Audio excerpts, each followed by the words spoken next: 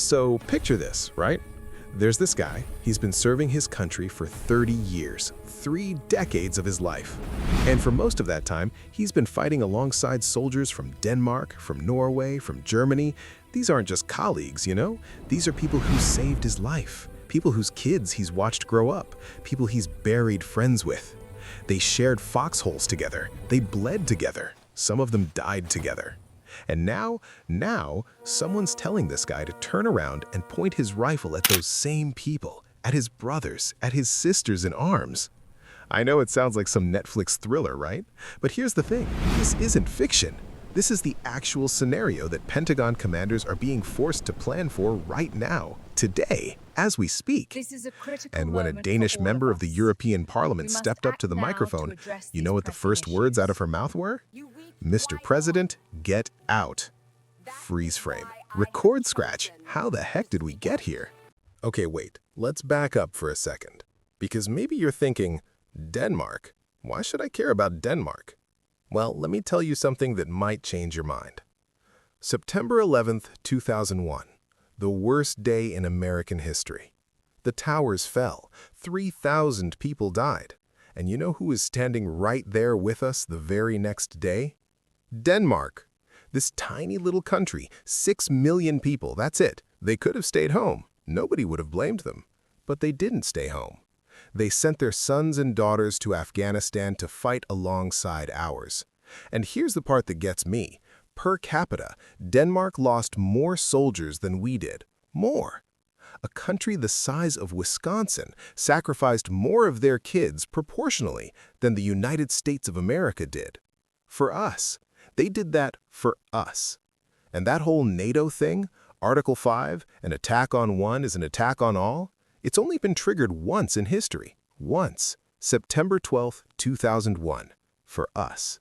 Denmark was right there saying, we got your back. And now?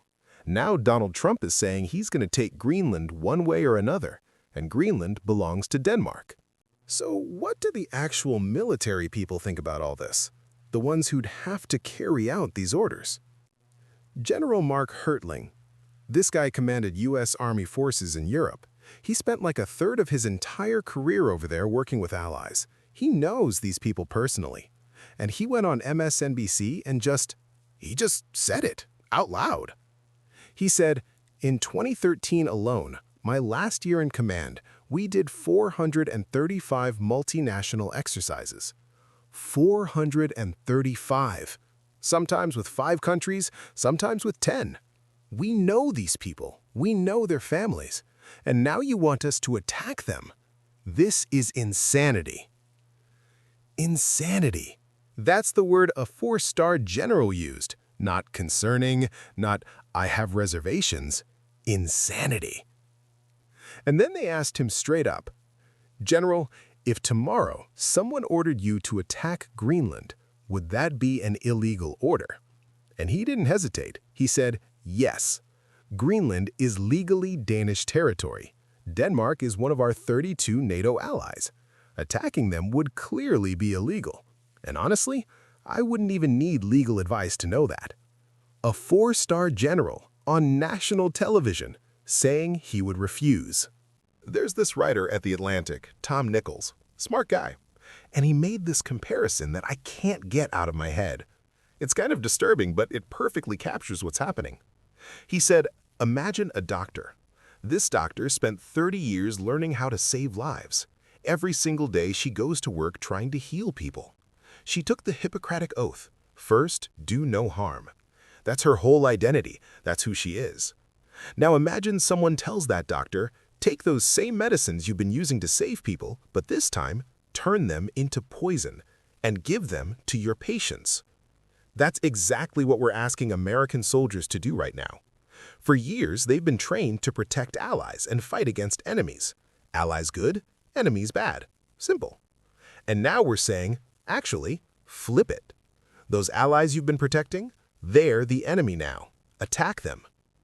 Tom Nichols put it this way. The president will be ordering them to do something they've been trained never to do. Their minds will rebel against it. Their minds will rebel. That's not just a figure of speech, that's a psychological reality. Now, you might be wondering, is Europe just sitting there taking this? Are they just going to wait around and see what happens? Nope, not even close. January 14th, Germany, Sweden, France, Norway, Netherlands, and Finland announced they're sending troops to Greenland. 6 countries mobilizing because of threats from the United States of America. Let that sink in for a second. Countries we've been allied with for almost 80 years are now preparing to defend themselves against us. Denmark announced they're spending 88 billion kroner on defense. That's like $13.8 billion. For a country of 6 million people, that's massive. And here's the kicker, and this one really got me. The Danish Intelligence Service just released their annual threat assessment, and for the first time ever in history, they listed the United States as a security threat. America, the country that basically created NATO, the leader of the free world, now on our allies' threat list, right there alongside Russia and China. Danish Prime Minister Frederiksen said it plain, this would be the end of NATO. 77 years of alliance, the thing that won the Cold War, gone. For what? Tom Nichols brought up something else that's been bothering a lot of people, and honestly, it's maybe the scariest part of all this. He said, I'm stunned by the silence. All these generals and admirals, active duty and retired, who know exactly what this would mean for the men and women in uniform, where are they?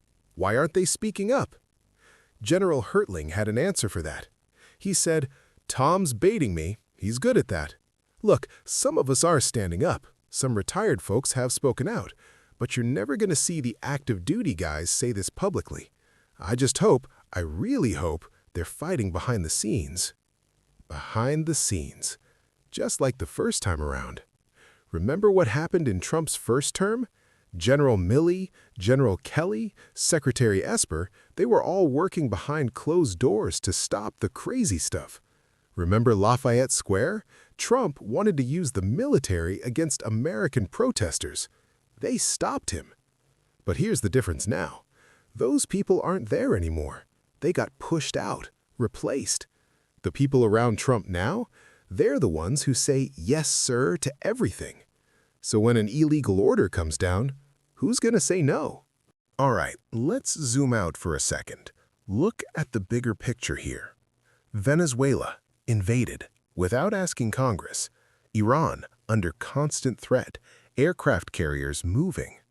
Panama Canal, Trump wants it back. Mexico, he's threatened ground operations. Cuba, waiting for it to collapse. And now, NATO allies, threatened with military force. For 75 years, there was this thing called the rules-based international order.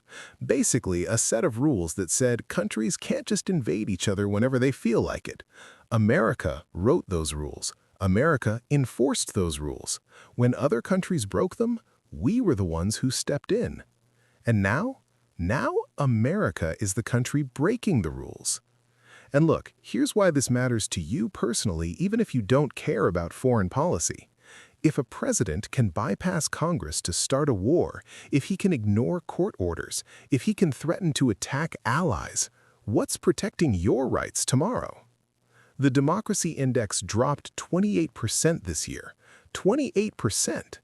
Harvard professor Stephen Levitsky, the guy who literally wrote the book on how democracies die, he said, we are no longer living in a liberal democracy. Not we might not be. We are not. Present tense. All right, let's zoom out for a second. Look at the bigger picture here. Venezuela, invaded, without asking Congress. Iran, under constant threat, aircraft carriers moving. Panama Canal, Trump wants it back. Mexico, he's threatened ground operations. Cuba, waiting for it to collapse. And now, NATO allies, threatened with military force. For 75 years, there was this thing called the rules-based international order, basically a set of rules that said countries can't just invade each other whenever they feel like it. America wrote those rules. America enforced those rules. When other countries broke them, we were the ones who stepped in. And now? Now, America is the country breaking the rules. And look, here's why this matters to you personally, even if you don't care about foreign policy.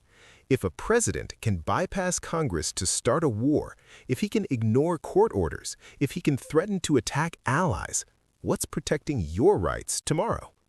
The Democracy Index dropped 28% this year.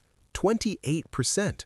Harvard professor Stephen Levitsky, the guy who literally wrote the book on how democracies die, he said, "We are no longer living in a liberal democracy." Not we might not be, we are not. Present tense.